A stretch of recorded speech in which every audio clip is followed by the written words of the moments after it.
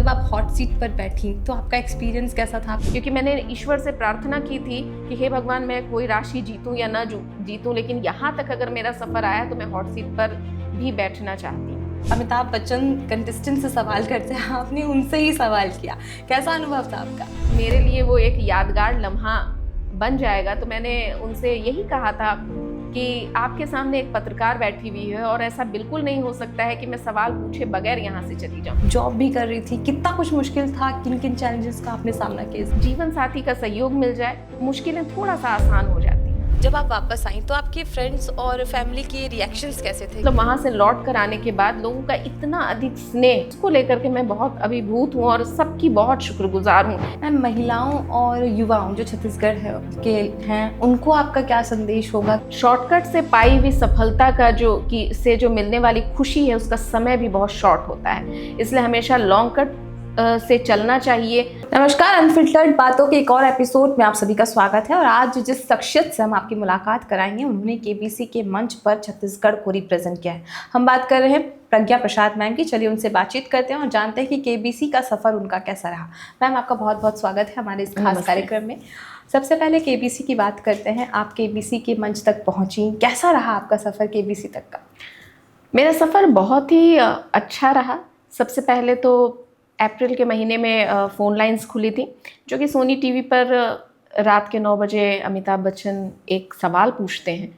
तो उसमें मेरी भी इच्छा हुई कि मैं इस बार ट्राई करके देखती हूँ। तो उसके बाद अप्रैल के महीने में मैंने 24 घंटे समय रहता है उसका कि आप SMS द्वारा जवाब दें या फिर आप सोनी लिव ऐप पर भी जाके जवाब दे सकते हैं। तो मैंने अपना रजिस्ट्रेशन जवाब दे करके किया।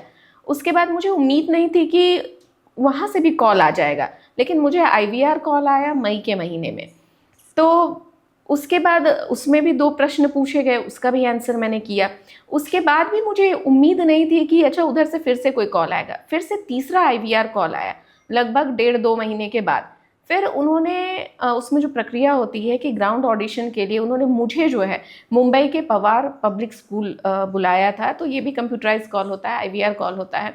उसके बाद मैं मुंबई गई थी, वो अपने खर्च पर ही जाना होता है। तो मुंबई में जब मैं गई ग्राउंड ऑडिशन के लिए, तो सबसे पहले जो है वहाँ पर ऑब्जेक्टिव क्वेश्चंस रहते हैं, क्वेश्चंस का सेट होता है 20 क्वेश्चंस का, और उस रिटेन को निकालने के बाद ही आप पर्सनल इंटरव्यू तक पहुँच पाते हैं। तो मुझे उम्मीद नहीं थी, क्वेश्चंस बहुत ज़्यादा कठिन थे, तो मुझे लगा कि शायद मेरा नहीं होगा। लेकिन भगवान की कृपा थी कि मैंने रिटेन भी क्वालिफाई कर लिया था और पर्सनल इंटरव्यू और ऑडिशन तक पहुंची। तो पर्सनल इंटरव्यू में फिर केबीसी की टीम ने जो है 25 मिनट लगभग मेरा इंटरव्यू लिया था, और उसमें फिर से जीके के उन्होंने 4 क्वेश्चंस किए थे। और उसके बाद फिर मैं वापस रायपुर आ गई थी। उसके 3 महीने के बाद मुझे फाइनल सिलेक्शन का कॉल आया, जो कंप्यूटराइज नहीं होता है, बल्कि केबीसी की टीम आपको मैनुअली वो कॉल करती है। और उसके बाद मुझे फाइनल सिलेक्शन की जानकारी दी गई, और वहाँ तक जाने आने रहने खाने सब का जो खर्च है वो केबीसी की टीम ही उठाती है, आपका और मतलब कंटेस्टेंट के कंपेनियन का। इस तरह से मैं वहाँ मंच तक पहुँची। Ma'am, fast of fingers fast में आपने एकदम फटाफट आंसर किया क्वेश्चन का। कितना डिफ़िकल्ट रहा, कितना चैलेंजिंग रहा आपके लिए? सबसे बड़ी बात तो ये है कि आप इतनी कठिन प्रक्रिया पार करके उस 10 शेयर तक तो पहुंच ही जाते हैं, लेकिन सबसे कठिन है कि जैसे कि मैं यहाँ इस 10 शेयर में से यहाँ पर बैठी हुई थी और बीच में हॉट सीट था। तो मैं बार बार उस हॉट सीट को देख रही थी और मुझे ऐसा लग रहा था कि ये 5 कदम की दूरी कितनी ज़्यादा दूर है, इस चेयर से उस चेयर का जो सफ़र है। जब मुझसे पहले 3 कंटेस्टेंट चले गए तो मैं बहुत निराश हो गई थी, क्योंकि फास्टेस्ट फिंगर फर्स्ट सबसे कठिन जो पड़ाव होता है, उसमें आप सेकंड में भी नहीं बल्कि सेकंड के भी 100वें हिस्से में जाकर के कॉम्पीट करते हैं। तो मैंने जो है क्वेश्चन का आंसर 3.39 सेकंड में दिया था, और बाद में जब मैंने खुद भी टेलीविज़न पर देखा, क्योंकि उस समय तो देखने का ये मौका नहीं रहता है कि किसने कितने सेकंड में आंसर दिया था। 3.39 सेकंड में मैंने दिया था, और 2 लोग और थे जो 3.93 सेकंड, 3.99 सेकंड। अब आप सोच सकते हैं कि 3 से 4 सेकंड यानी 1 सेकंड के अंदर ही 3 लोग थे, लेकिन मैंने सबसे फास्टेस्ट यानी 3.39 सेकंड में ये आंसर दे करके फिर हॉट सीट तक मैं पहुंची। हॉट सीट की बात करें मैम, जब आप हॉट सीट पर बैठी तो आपका एक्सपीरियंस कैसा था? आपके मन में क्या कुछ चल रहा था हॉट सीट पर बैठने के दौरान? सबसे पहले तो हॉट सीट पर जब आप जाते हैं तो वाकई वो हॉट सीट ही है, क्योंकि वहाँ पर जो है, जैसे होता है ना कि आप बहुत पढ़ते हैं और एग्जामिनेशन हॉल में ऐसा लगता है कि हम सब कुछ भूल गए हैं, तो हॉट सीट पर भी एग्जैक्टली यही होता है। हर क्वेश्चन पर शंका होती है, पता नहीं सही है या गलत है। जो चीज़ पढ़ कर गए हैं उसको लेकर के भी मन में ये प्रश्न आता है कि हम सही आंसर ही तो देने जा रहे हैं, कहीं ऐसा तो नहीं है कि गलत हो जाएगा या कुछ भी। मतलब बहुत ज़्यादा दबाव होता है। मतलब घर से सवालों के जवाब देना बहुत आसान होता है और हम कितना फटाफट जवाब देते हैं कि इसका तो ये होगा, इसका तो वो होगा। और जब कोई कंटेस्टेंट जवाब नहीं दे पाता है, और या फिर कई बार ज़ीरो पे लोग आउट हो जाते हैं या 25,000 पे नीचे गिर जाते हैं, और हम बहुत आसानी से ये कह देते हैं कि इतने आसान सवाल का भी जवाब नहीं पता था, और पता नहीं कैसे कैसे लोग वहाँ पहुँच जाते हैं। कई बार हम बहुत हार्शली कोई कमेंट कर देते हैं, लेकिन अब जब मैं खुद वहाँ से लौट करके आई हूँ तो मेरे मन में बहुत रिस्पेक्ट बढ़ गई है उन लोगों के लिए भी जो उस 10 चेयर तक पहुँचते हैं, क्योंकि बिना काबिलियत के आप उस 10 चेयर तक भी नहीं पहुँच पाते हैं। जब हॉट सीट पर मैं पहुँची फास्टेस्ट फिंगर फर्स्ट निकाल करके, तो मेरे लिए विनिंग मोमेंट यही था, क्योंकि मैंने ईश्वर से प्रार्थना की थी कि हे भगवान, मैं कोई राशि जीतूं या ना जीतूं, लेकिन यहाँ तक अगर मेरा सफ़र आया तो मैं हॉट सीट पर भी बैठना चाहती हूँ। तो वहाँ का दबाव एकदम अलग होता है घर में जवाब देने की तुलना में। बिग बी के सामने केबीसी, उसके बाद फिर सदी के महानायक अमिताभ बच्चन के सामने हॉट सीट पर बैठना, क्या कुछ अनुभव रहा जब आपने भी उनसे सवाल, हमने आपका एपिसोड देखा उस दौरान आपने कि जो अमिताभ बच्चन कंटेस्टेंट से सवाल करते हैं आपने उनसे ही सवाल किया, कैसा अनुभव था आपका? बहुत अच्छा अनुभव था। सबसे पहले तो सदी के महानायक हैं और बहुत ज़्यादा आत्मीयता से मिलते हैं। जब मैं फास्टेस्ट फिंगर फर्स्ट निकाली और उन्होंने मेरा नाम पुकारा तो मैं बहुत ज़्यादा भावुक हो गई थी। वो मुझे लेकर गए हॉट सीट तक, उसके बाद पानी पिलाया, मुझे कंफर्टेबल किया, और बहुत ही ज़मीन से जुड़े हुए व्यक्ति हैं। 83 इयर्स की उनकी उम्र है, लेकिन ऊर्जा बिल्कुल युवाओं वाली है, बहुत आत्मीयता से मिलते हैं। और रही बात सवाल करने की, तो मैं खुद पत्रकार हूँ, इतने सालों से पत्रकारिता के फील्ड में हूँ, तो ये मौका मैं गंवाना नहीं चाहती थी, क्योंकि उनका इंटरव्यू लेने का सपना तो हर पत्रकार का होता है। तो मुझे लगा कि मैं हॉट सीट पर हूँ और इसी दौरान मैं उनका भी इंटरव्यू ले लेती हूँ, तो मेरे लिए वो एक यादगार लम्हा बन जाएगा। तो मैंने उनसे यही कहा था कि आपके सामने एक पत्रकार बैठी हुई है और ऐसा बिल्कुल नहीं हो सकता है कि मैं सवाल पूछे बगैर यहाँ से चली जाऊँ। तो मैं आपसे 3 सवाल करना चाहती हूँ, और तीनों सवालों के जवाब उन्होंने बहुत ही गंभीरता से भी दिए, चुटीले अंदाज में भी दिए, बहुत उन्होंने भी एंजॉय किया। और जो सवाल थे उससे हमें पता चलता है कि मतलब जो उन्होंने जवाब दिए कि किस तरह से वो स्वीकार करते हैं अपनी ज़िंदगी के अच्छे अनुभवों को भी, कड़वे अनुभवों को भी, और जिस तरह से उन्होंने बताया कि केबीसी उन्होंने किस तरह से चुना, किस तरह से वो बड़े पर्दे से छोटे पर्दे पर आए, वो स्वीकारोक्ति भी जो है कमाल की थी। मैम, आपने कहा कि आप एक पत्रकार हैं, जर्नलिज्म के फील्ड से बिलोंग करती हैं, कई सालों से आप इस फील्ड में हैं। जी। थोड़े पर्सनल लाइफ के सवाल करते हैं। जर्नलिज्म एक ऐसा फील्ड है जहाँ पर समय का कोई वो नहीं होता। आपकी सुबह कभी शिफ्ट लगती है, कभी आपको शाम को शिफ्ट में जाना होता है। टाइमिंग का कोई श्योरिटी नहीं होती कि आपको सिर्फ 9 to 5 एक ही जॉब करनी है। जी। उस दौरान आप अपनी बच्ची को भी संभाल रही थी, जॉब भी कर रही थी, कितना कुछ मुश्किल था, किन किन चैलेंजेस का आपने सामना किया? एक्चुअली जो पत्रकारिता का क्षेत्र है वो आम क्षेत्र से बिल्कुल अलग है। इस फील्ड में बहुत लंबे समय तक तब तक सरवाइव नहीं किया जा सकता है जब तक कि आप इस फील्ड को लेकर के पैशनेट ना हो। तो मेरे अंदर वो पैशन था, मैं शुरू से ही पत्रकार ही बनना चाहती थी। यही वजह है कि मैंने मध्य प्रदेश के भोपाल में स्थित माखनलाल चतुर्वेदी राष्ट्रीय पत्रकारिता एवं जनसंचार विश्वविद्यालय से मैंने अपना मास्टर्स किया था, और वहाँ पर पढ़ते पढ़ते ही मुझे दूरदर्शन मध्य प्रदेश में कैजुअल न्यूज़ एंकर की जॉब मिल गई थी। और उस जो जॉब में ही मैंने ये तय कर लिया था कि भविष्य में मैं पत्रकारिता ही करूँगी और इसके अलावे मुझे कुछ भी नहीं करना है।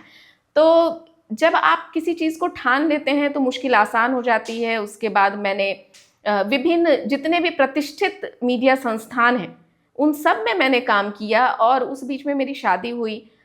हस्बैंड जो हैं वो खुद भी एक जर्नलिस्ट हैं, तो उसका फ़ायदा मुझे इस तरह से मिला कि एक दोनों लोग चूँकि पत्रकारिता के क्षेत्र में थे तो वो मेरी सारी मुश्किलों को भी समझते थे, मेरे शिफ्ट की प्रॉब्लम्स को भी समझते थे, और मेरी महत्वाकांक्षा को भी समझते थे। तो इसलिए उन्होंने जो है बहुत साथ दिया मेरा, और इस तरह से हम दोनों ने मिलकर के फिर बच्ची हुई और हम दोनों ने मिलकर के उसको पाला। और इस तरह से चुनौतियां तो आई, बिल्कुल आई, क्योंकि दोनों लोग जॉब में शिफ्ट कभी कुछ लग रही है, कभी कुछ लग रही है, कई बार वीक ऑफ्स भी कैंसिल रहते हैं हमारे फील्ड में, उसमें छोटी बच्ची गोद में।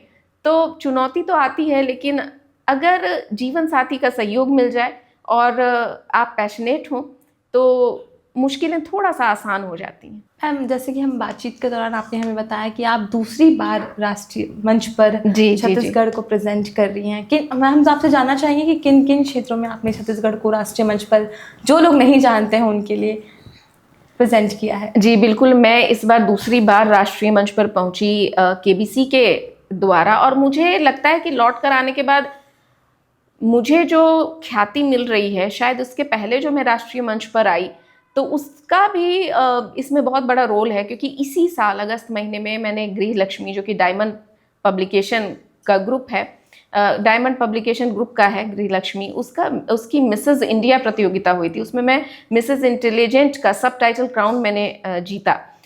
तो मैं राष्ट्रीय मंच पर मुझे बहुत लोकप्रियता मिली इस ब्यूटी पेजेंट को करने के लिए। और सबसे बड़ी बात है कि पत्रकारिता, जो कि एक अलग तरह का फील्ड माना जाता है, और उसके और जो ब्यूटी पेजेंट होते हैं एकदम ग्लैमर वर्ल्ड है, तो इसमें मैं अपनी जो बेटी है उसके मोटिवेट करने पर गई थी कि नहीं मम्मा तुम इसको ट्राई करो, तुम्हें करना चाहिए। तो मैं उसके मोटिवेशन से ही इसमें गई थी। तो जब ऑलरेडी मुझे लोकप्रियता मिली थी राष्ट्रीय स्तर पर, तो जब मैंने केबीसी निकाला, केबीसी में हॉट सीट तक मैं पहुंची, तो मुझे बहुत हैरानी हुई कि मेरे पास जो कॉल्स आए वो पंजाब से, गुजरात से, दिल्ली से, उत्तर प्रदेश से, बिहार से, और मतलब चारों तरफ से आए। क्योंकि एक तो वो रोल था ब्यूटी पेजेंट का, और उसके अलावा इसी महीने 15 नवंबर को महाराष्ट्र की बहुत ही प्रतिष्ठित एनजीओ है निसर्ग सृष्टि वेलफेयर फाउंडेशन जो है,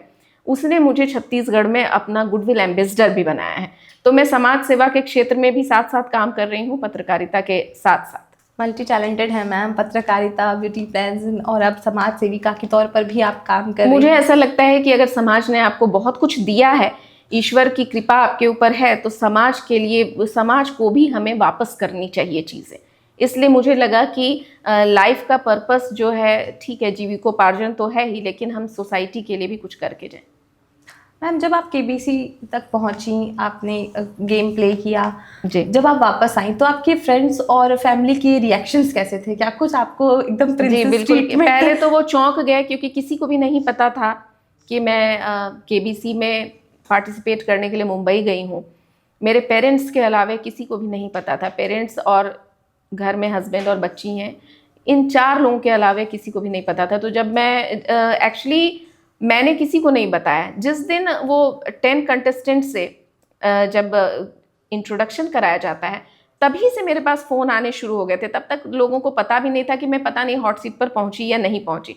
फिर जब प्रोमो आया तो पूरे फैमिली, फ्रेंड्स और छत्तीसगढ़ और बाहर से भी मुझे कॉल आने शुरू हुए। तब जाकर मैंने अपने सोशल मीडिया पर शेयर किया प्रोमो को, और बहुत अच्छा रिस्पॉन्स। मतलब मैं बिल्कुल हैरान हूँ कि मतलब वहाँ से लौट कर आने के बाद लोगों का इतना अधिक स्नेह और इतना अधिक सम्मान मुझे मिल रहा है कि मुझे ऐसा लगता है कि करोड़पति बहुत सारे लोग होते हैं, मैं चाहे कुछ भी कमा लेती, करोड़ों रुपए भी मेरे पास आ जाएं, लेकिन ये जो सम्मान मिल रहा है ना, वो किसी बाजार से मैं नहीं खरीद पाती।